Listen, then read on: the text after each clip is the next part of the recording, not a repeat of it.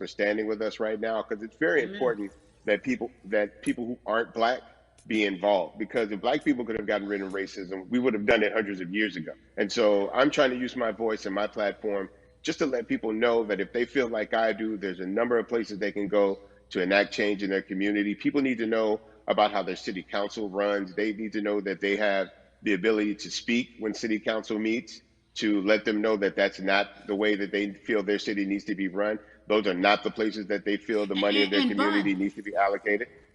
and Bubby, even a step further, they can run for office in their local community. They can run for positions. Like people act like they leave it up to somebody else. If you're upset, it's not hard to get on the school board. It's not hard to be a part of the city council. It really isn't. And depending on how small your town is, you could be a mayor. It's the power is with the people, and we need to just know that that's happening.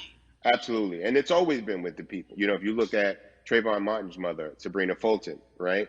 She felt that there was a system of racism and a system of oppression that led to her son's death. And so what did she do? She ran for city council and she was elected to Yeah. city council. Our own former president, 44, Barack Obama, right? Started in the community as an activist, ran for an elected position, became senator, ran for another elected position and became president of the United Mm-hmm. States. So don't think that Mm-hmm. you can't make a difference. You know what I'm saying? You don't need a lot of money. You don't need a lot of power. Your voice is enough to make a difference. Amen. I feel like I need to go out and run for something. You gave me a rousing speech there, sir. I'd be remiss if I didn't ask you this. When I talk to my brothers, I have to ask you, as a black man, how are you doing? Are you okay?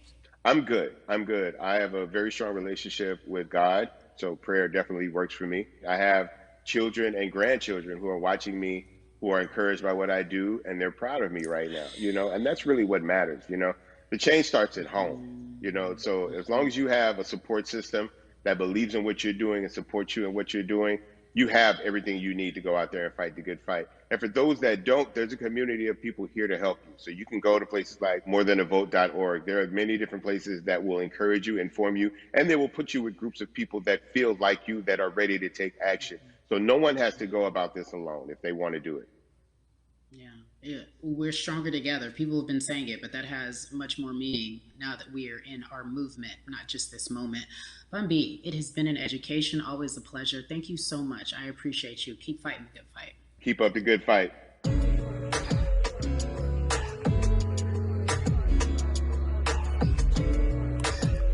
Yeah, la la. So our next guest, I have to admit, I'm a fan, but there are so many different people that we could talk to, and I thought it was so imperative that we speak with her. You know her as Molly on the huge, successful show Insecure, HBO's Insecure. She also has a comedy special highlighting her Nigerian roots, and she's an amazing podcaster. Let's welcome in Yvonne Orji, everyone. You have such a beautiful way of making things funny, giving us our medicine with some candy, right?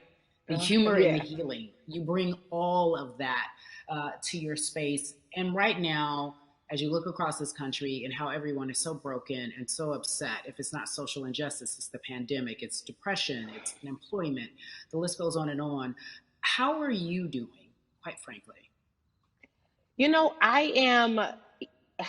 I'm rediscovering self in a way that is hard but necessary, that will lead to ultimate joy. I know it sounds like a lot, but no, I think I personally think that God put all of us on a global timeout. Like we just, America hasn't done as good as other people when it comes to timeouts, because everyone else is out playing at recess, and we're still in the principal's office hoping and wishing we can come out. But I think that if we settle into the timeout and really learn the lesson that we're supposed to learn from this season, I think we'll emerge better. We'll learn how to play well with others in more ways than one. And so personally for me, I'm taking this time to learn me in a new way. I feel like I'm being ushered into a new season, and I'm getting still, because sometimes the busy confounds the work that we're supposed to actually be doing. We're busy doing other stuff, but we got work that we need to do on the inside. And I'm leaning into it. I'm like, dang, I thought I was gonna be able to rest like everybody else. And God's like, nah, we got work to do. You know what? And I think that's what everybody is saying about 2020. It's demanding that we be better. And you said it's a global timeout. What do you mean by that? Yeah, it's like everyone sit down, be humble, to quote the great prophet Kendrick Lamar. But like, no, seriously, sit down and let's reevaluate some things. Let us unearth and shake up the things that we have been trying to hide within ourselves, within our nation. I think America is going through an unraveling right now, a much needed, a much necessary one. And I think all eyes on us, right? There is no, oh, I was on the subway for an hour, so I didn't miss that thing that happened. No, everybody was home. Everybody, was watching when George Floyd died, and everybody, no one could hide it. Everyone was watching when Amy Cooper called the cops. Like, this is a time where it's like, oh, we can't pretend it away. We can't excuse it away. No, no, no, no, no. It's a global timeout. Sit down, watch, and let's learn. And globally, it's like, hey, we were going business as usual, but it ain't usual no more. Like that's old. Anytime change occurs, it's very uncomfortable. And so right now we're sitting with we're getting we're getting comfortable with the uncomfortable. The minorities, we've been comfortable with being uncomfortable, because that to me explains just the existence for whatever we want to do, how we break into our careers, how we live our lives, how we find ourselves one of the few or one of the first. And that's a lonely road. When you look at, and when you talk about this global timeout, everybody had to pay attention to Amy Cooper, everyone had to pay attention to George Floyd. How is that helping us as a people, as a country, during our global timeout? I think, well, one, we're not minorities, Carrie. You already know it. It's like these labels that they put on us. It's Yeah. like the same way of saying like black on black violence. Also, there's no white on white violence. It's branding, Yeah, right? It's right. all Yeah, branding. you're right. You're It's right. like white people kill white people every single day. So no, there is no black on black violence. And if you say black on black violence, well then let's brand white on white violence. Like, I watch Mhm. Investigation Discovery. Ain't too many of us being featured. So, I just even like, but to answer your question, what does that do? I think what everyone expected is what has happened in the past when the world was still open, right? In that, okay, you had everyone, from Trayvon Martin to Castillo to Sandra Bland, you had all of these lives lost, and black people made some noise. We rioted, we got out in the streets, we started the Black Lives Matter movement, all of those things. And then white people kind of just like, oh, let's give them something. And then it's just like, is it over? It's like Oscars so black. Okay, okay, good. We gave some Oscars. Are we good now? Like, are we even? Hmm. And it's now it's just Hmm. like, oh, no, no, no, no, no. This is not about like a band-aid. It's like, yo, we might have to amputate the leg a little bit, but it's all right because we're gonna by amputating the leg, we're gonna save the body. Yeah. And so I think that's what's happening now. Like, America is realizing like, oh, black people aren't just making a little bit of noise. Like, the protests are still out. The conversations are still being had. The change is still being demanded. And I think they're seeing, oh, this is not going no way. And no, it's not, because we need systematic change. What a beautiful way to explore what is happening and describe our country. We might have to amputate the leg, but that's to save the body. That's what's happening right now. That's beautiful, Yvonne. And to that end, I have to ask you this, because the way that we do that, we use our voice. And our voice right now in this world, in this country, is our vote. And everyone talks about voting and how important it is, but I feel like more than ever we understand that it's not just about voting every 4 years for the man in office. It's about your local elections. It's about the mayor. It is about the district attorney, the people who have the power to bring charges against police if police brutality is an issue in your community. If you care about your school district, you can run for the school board. I ask this of you, right? Your parents are from Nigeria. You are Nigerian. You talk about that very lovingly. What does voting mean for you? I think voting is power. I remember, I became a naturalized citizen back in the '90s, when because I was still a minor. My mom naturalized, and so we were able to do it under her. And just even that power of like, we're American citizens, and all the access that we have by being citizens. One of those accesses and those access to power being voting. It's a big deal. It's a big deal because not only do we have the opportunity to be in this country, but now we can be of the country. We can be of the systems. We can be of the rules. We can be of what it actually affords. But I think, going back to your earlier comment about just the setup of systems. I think we are done a disservice, either it's schools or whatever it is. And I'm not putting teachers on blast. I think teachers do a phenomenal job, but for some reason, we do not, and give them all the raises. I know too many parents who are like, this child of mine, I do love them, but hey, who, where can I drop them off? And I do think that there is a disservice done because, again, when we talk about them, to your point, we talk about every 4 years. It's important to vote for the presidency. We don't realize, like, oh, snap, we actually can vote about, like, how much our libraries get. It's like small things like that, but they make a big difference. When you think of voter suppression in this country, what does it look like for you? It's the systems. When we talk about voter suppression, we also talk about systematic racism, right? It's all the systems that set up. And we've normalized, okay, maybe your job will give you a half day, or maybe, you'll be able to get this luxury. It shouldn't be a luxury. It should be built into the system. It should be built into the fabric of how we vote. But maybe you'll be able to get this luxury in order to enable you to go vote. Think about everything disenfranchised, marginalized Black person has to endure in a day. So in a day, you need to get to work. If something happens to your car, if something happens to your child care, if something happens to, there's so many factors along the way that can send you into a tailspin as an American. And then you add on as a person of color. If you're just trying to get to vote and you already have to go through all of these hurdles and hoops in your everyday life, imagine the one day when your voice really is supposed to matter the most in this country. But then you also see all the times that you tried to have your voice matter, and then it's been shut down, repressed, told it doesn't matter. And then you're kind of like, what's the point? How do we keep hope though?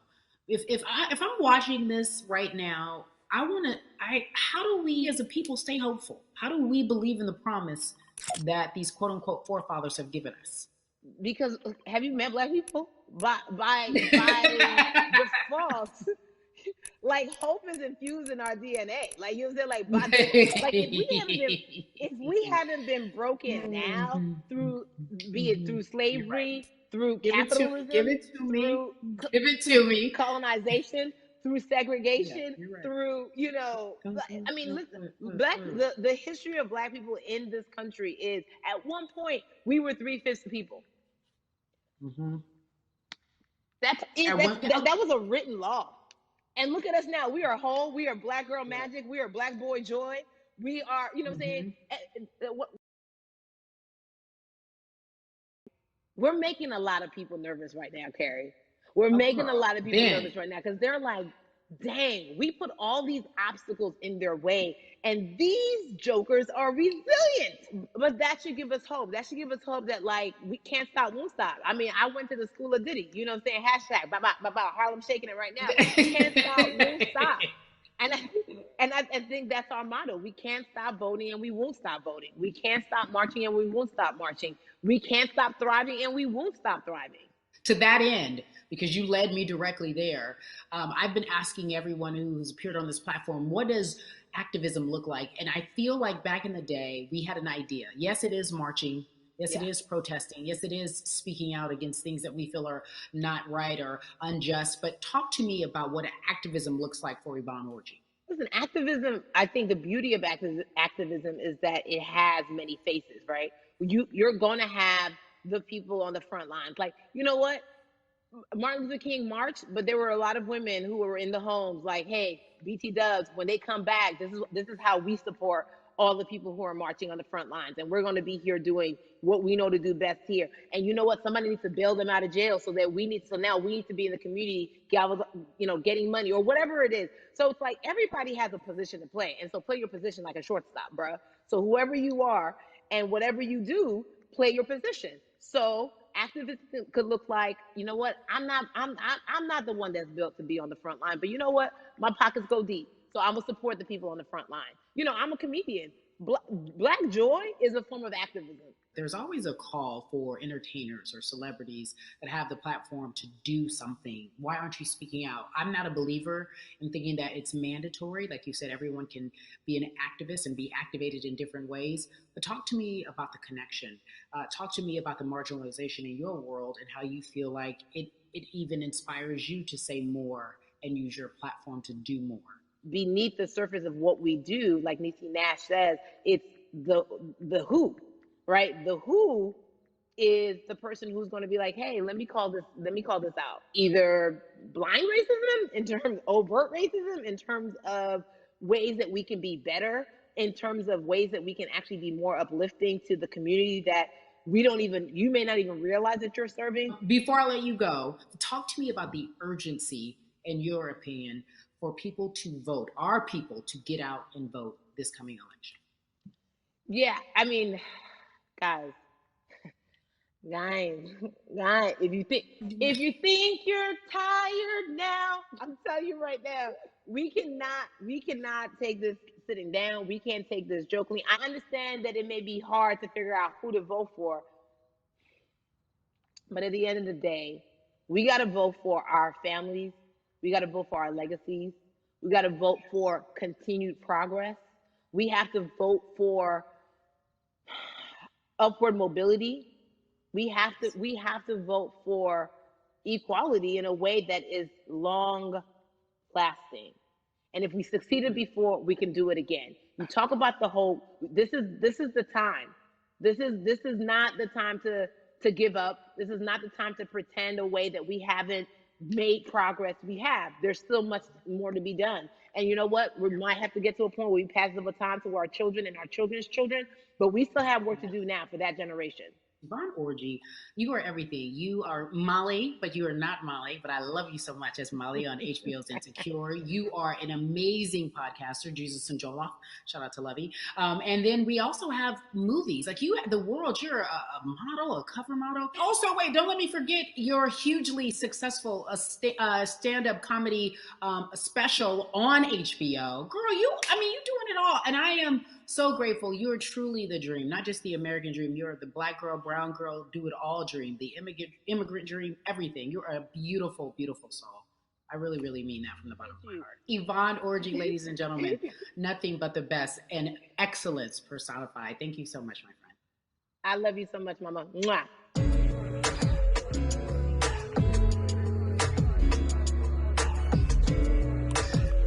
Yeah, la la. So Atlanta has been one of the hotbeds in terms of political unrest and social injustice. We've seen so much happen in that city, and we've also seen so much come from that city, including one of our very own founding fathers of the civil rights movement, and that's Martin Luther King Jr. But right now, we want to welcome in someone who has used his platform to talk about voting, to talk about racial injustice, and how he's trying to help. Atlanta's very own Russ joins us now on We the People. Russ, I'm not going to fan out and tell you what some of my favorite songs were that I listened to repeat on yours. We're going to get to the topic at hand. So amazing. We got to talk about, recently you did an interview where you shared your outlook on culture and music. And you also were very candid about the fact that you have a privilege and that it's necessary for you to give back. Tell everybody about what that means. It's very obvious. I'm white and I'm in Black culture and I'm benefiting financially off of it. So I feel like if you're a white person financially benefiting off of Black culture, you have to put finances back into Black culture. It's just that simple. The screenshots with your feelings, it just comes off like fake empathy because it comes off very dismissive and very oh, that sucks for y'all, but anyway, back to what I was doing. Have you felt that way always, or is it now because of the time of where we are in this country?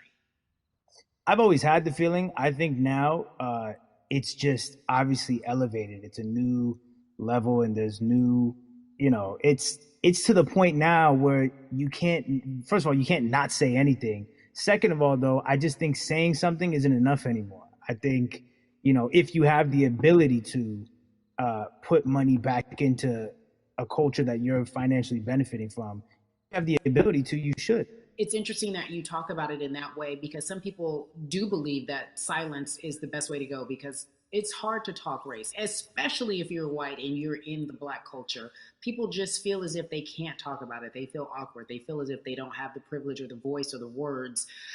How do you find yourself right now in terms of interacting with people when they want to talk to you about social injustice, police brutality, what's going on in this country right now?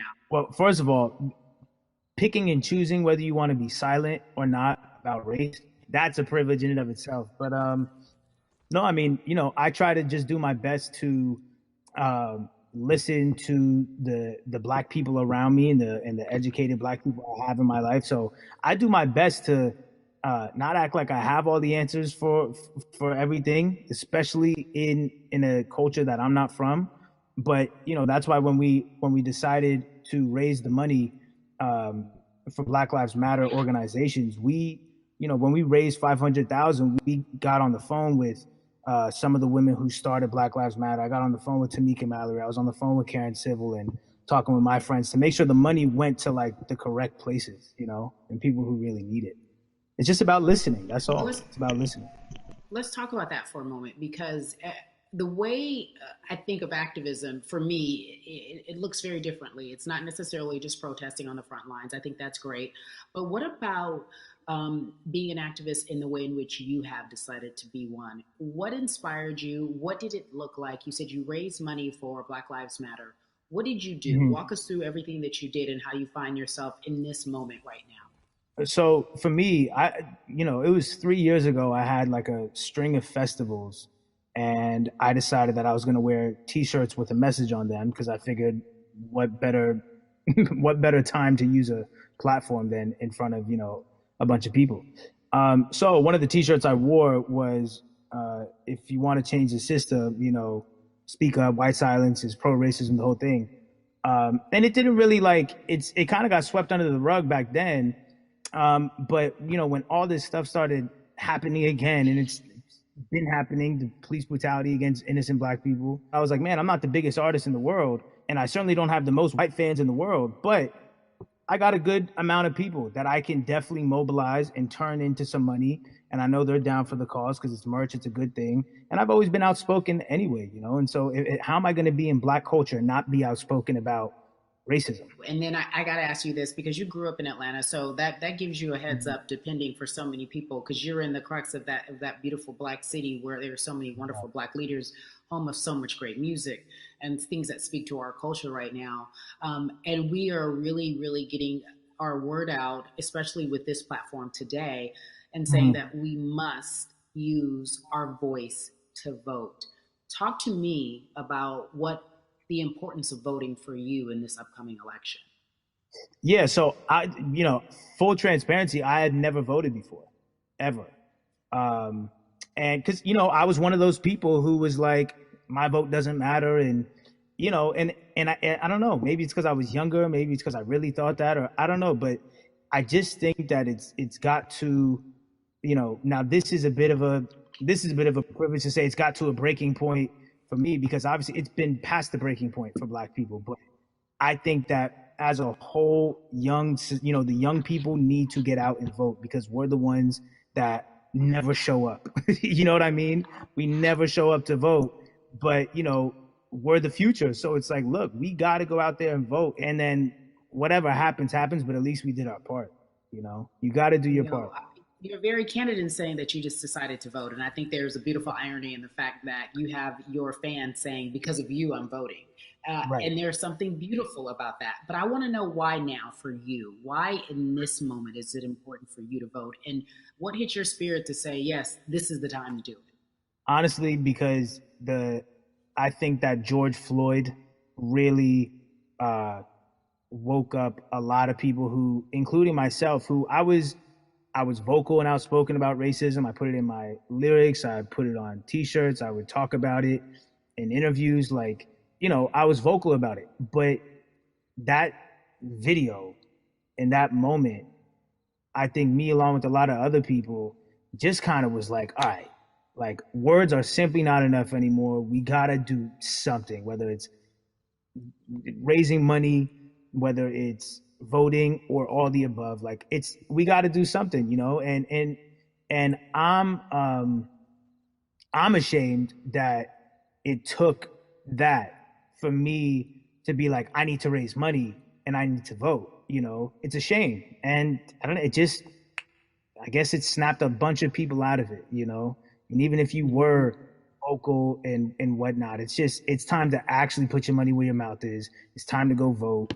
It's time to just stop talking about it and be about it. And it's been time for that, but like I said, I'm ashamed that it took me this long to actually really, really be about it, but I'm here now. So, Russ, we all know that this is going to be your first time voting. Tell me what that Yeah. experience is going to be like for you in terms of what you're excited about. I think you know what it's going to do for me. It's going to let me know that I'm contributing to something bigger than myself, and I'm actually putting my money where my mouth is, and I'm being about it. Because for so long, and I know I'm not alone with this, but standing on the outside and just screaming about this and that and this should change, and it's like, all right, but did you vote?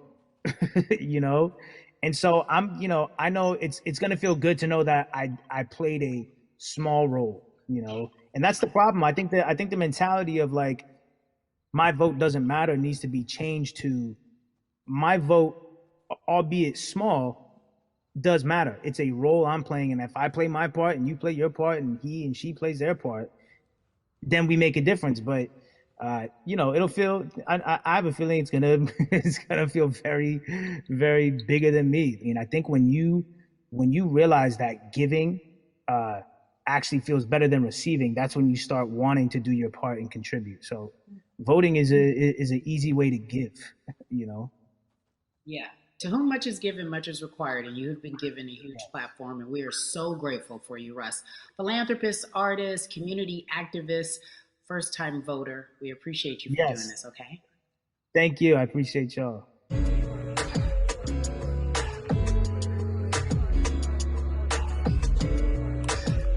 Yeah, la la.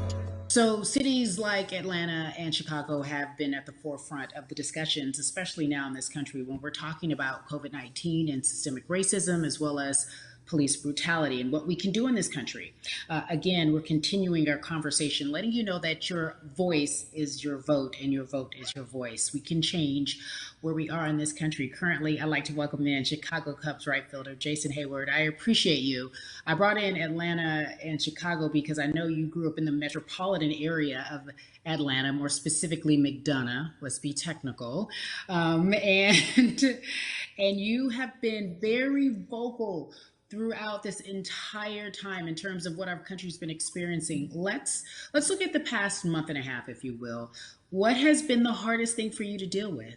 The hardest thing for me to deal with, Carrie, this last month has just been going from the virus shutting everything down to us being called to action. We've had multiple police brutality situations. We've had people protesting, wanting to get the message out. But I really realized that I need to be a part of the positive message and make sure that doesn't get lost in all the chaos going on, for people to actually hear from a reasonable, respectable person who cares about everyone involved.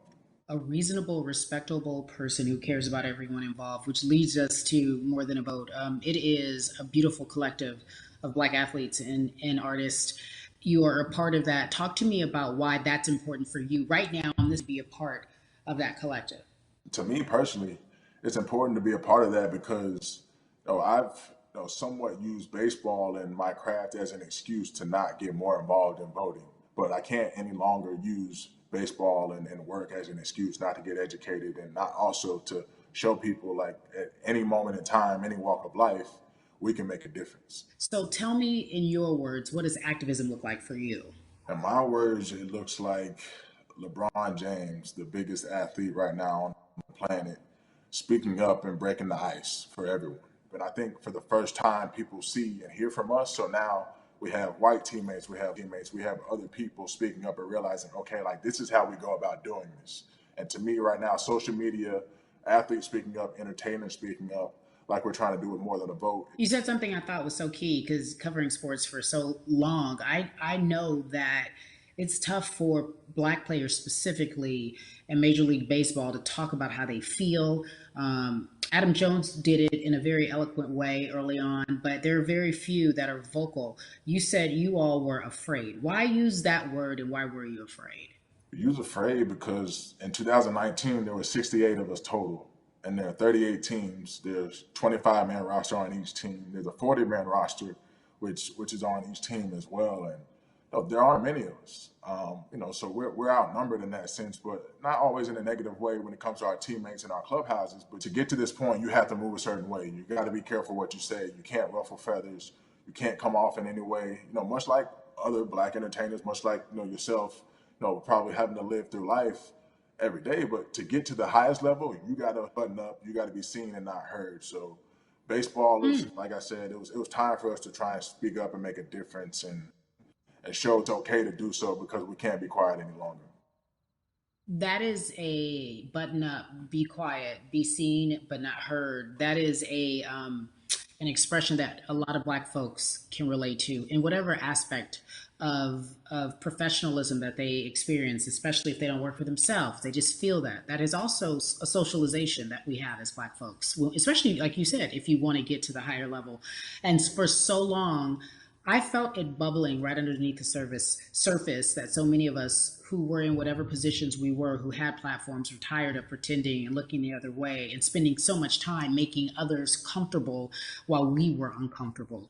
Do you feel that this is the type of movement that is sustainable, or is it just for a time?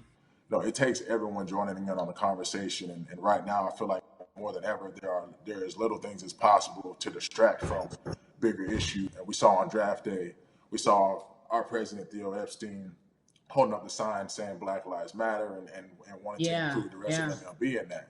But now we're having those conversations as well. So I definitely think this is sustainable. And it's not always just going to be the popular thing to do. This is something that people want to get right because they know we care.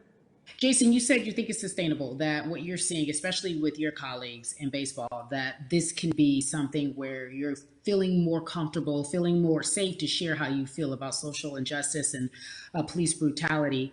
What are you doing right now in this moment with your platform to help change how we look at voting and how to educate the culture and the community about voting? Well, first, what I'm doing, Carrie, is joining up with More Than a Vote and joining up with other athletes and entertainers to get that message out and use our platform in that sense as a group. And try to create a brand with this to make it something that's not just about the election coming, make sure that it's about people getting educated for years to come and figure out where to vote and how to vote. We've got people in different areas that cover different demographics and influence different areas of people. And as a baseball player, as a Black baseball player, I feel like now, like we talked about, is finding the time to show people that you can use your voice in this profession. You don't have to be afraid. And to me, that can help a kid growing up. He can see me, he can see other guys that were in the video we posted saying, hey, this is what they're standing for. They're speaking up for these things, and it's okay to want to play baseball. It's not lame. It's not something I have to be as afraid of as I was before. So I feel like that's my role in this. I have a younger brother as well. He's 24. He also plays baseball. So I've got to lead by example. I can't just always come up with a good answer that sounds good on TV when I get asked a question on what do we need to do to make changes. I'm joining up here to make sure that I take action and get educated myself. For one, so many people, I feel like in Atlanta, they're on the move. Well, when you want to try to make a vote and try and cast your vote, you have to do it by mail. You have to sign up for the absentee ballot. Then you have to get another ballot in return. They have to send it back to you. Well, for me personally, they didn't send that back until it was too late. Right? We didn't get it in the mail to the address that's an Atlanta address at my parents' house. We didn't get that in the mail until it was too late. And then from other friends and family that are still in Georgia right now, I just hear about them being held in lines too long and trying to get off work. And we know how it is for any family, but let alone a Black family in the city or in the suburbs trying to take care of their family and trying to provide for them. You try to get off work, and then you're like, wait a minute. You start looking at the clock. It's like, oh, this is not going to happen today, right? And so I saw, Mayor Keisha Bottoms, reach out via social media to people and say, hey, I'm going to address these issues right now. I need y'all to stay in line to cast your votes. Keep hanging in there. So to me in Georgia, that's what that looks like. Well, it's interesting that you even bring that up because there have been all these images, specifically from Georgia, because that's such a battleground, where you see people, especially when it came to the primaries, doing whatever it takes. And this is real life voter suppression that you're talking about. It's been happening for decades. It's not fake. What you're saying, these examples of sending you your ballot too late after the fact or shutting down the polls at 6 o'clock while people still are in line, that's a real life issue. There needs to be some type of change. And I think that what we're doing right now is fair. But the idea of voter suppression, do you think that that is well known, especially with folks, within the generation, your generation?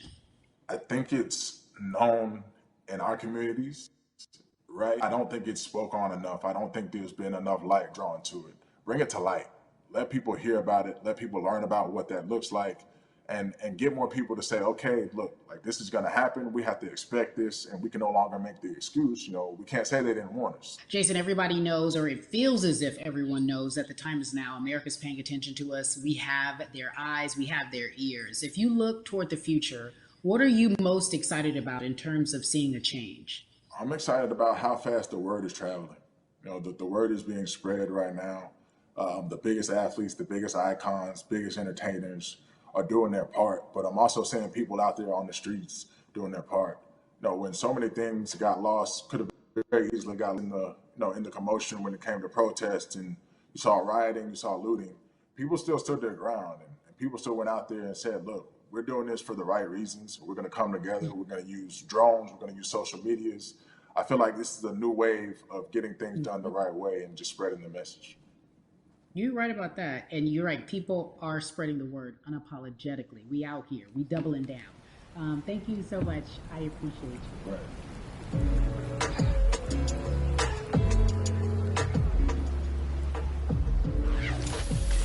Yeah, la. Hey, everybody. I am so excited to welcome a friend, a brother, family member, if you will, former colleague, NBA great, sports analyst, philanthropist. He does it all. He's here to give us his time and his platform to talk about something that is so important, that is voting. Everybody, welcome Jalen Rose to We the People. Talk to me about how important it is for the people who know you and love you and look up to you. Why is it so important that you use your platform to talk about voting? Initially, we have to get past the stigma of the mental systemic racism that comes with the presidential race, governors, mayors, senators, judges,